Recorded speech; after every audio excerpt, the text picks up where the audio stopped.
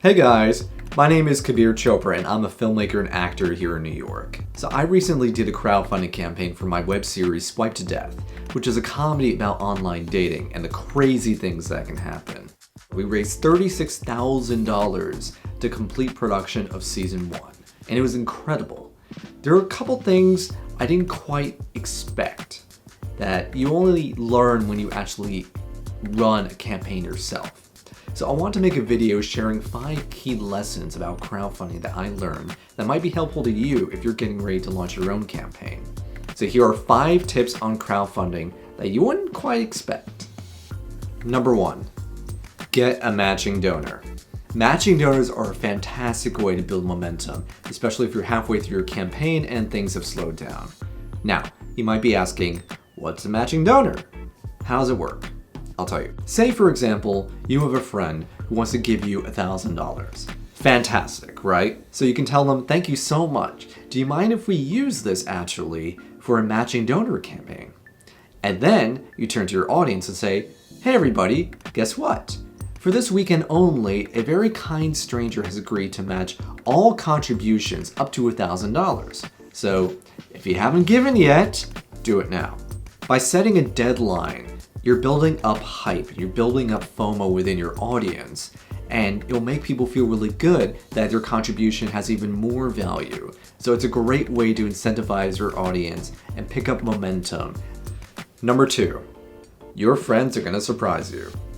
As I'm sure you're aware, your campaign success depends on the work you do 2, 3, 4 months ahead of time. In the months leading up to my campaign, I was reaching out to 10 to 20 people a day, just asking them, hey, can you give me $25? Can you give me $50? Or however much you can give. And by that point, I already raised 30% of my goal before I even hit day 1 of the campaign.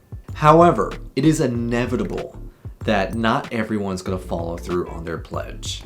I had at least 10 people commit to giving me $25 that never did. And some at even higher amounts, which is even more disappointing. But it's just the world we live in.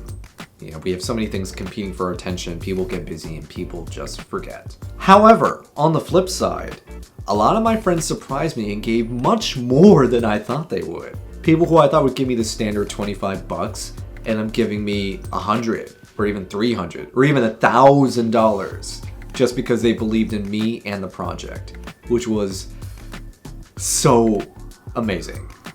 It's moments like that that make crowdfunding totally worth it. Number 3, collection. When your crowdfunding website starts charging everyone's credit cards to collect your money, inevitably there's going to be a small portion that actually reject the charge. And it could be for a number of reasons. It could be an expired credit card, it could be a fraud alert, or maybe they were just really drunk when they contributed and they typed in their number wrong. But the bottom line is that you're not actually going to get that money until your friends update their information. When my campaign ended, we had over $300 in uncollected funds. And that might not seem like a ton of money, but for low budget production, every dollar counts. Eventually we did get all the money, but in the moment it can be very frustrating. So the best thing to do is just be patient and keep following up. Number 4, publicity. We were really fortunate to have some big influencers and publications share our campaign with their Instagram and Twitter followers, and we easily reached over 100,000 people. Even the CEO of Seed and Spark herself shared our campaign on her Twitter, which is huge. We didn't even ask her to do that. The total net gain from all of our publicity, I'm talking about completely new audience members who have never heard of us and saw our campaign video. How much did we raise? One person gave $25. It's really hard to convince complete strangers to give money to a project that's not even fully released yet.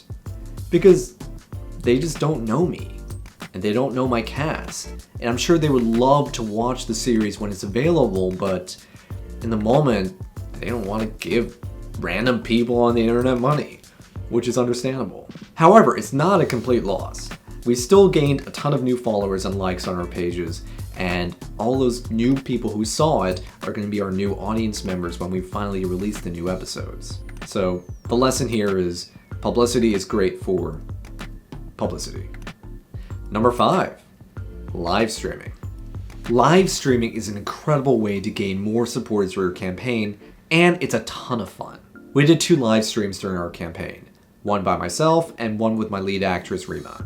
We talked about our dating lives, we shared some fun, crazy dating stories, and then we came up with a fun little game. For anyone who contributed while we were live, we would give them a personal thank you and a cheesy pickup line. And I had some pretty good ones. If you were an angle, you would be a cute one. When I did the live stream by myself, I got about $500. And when I did it with Rima, we got about $1,000. You must be a phone charger because without you, I would die.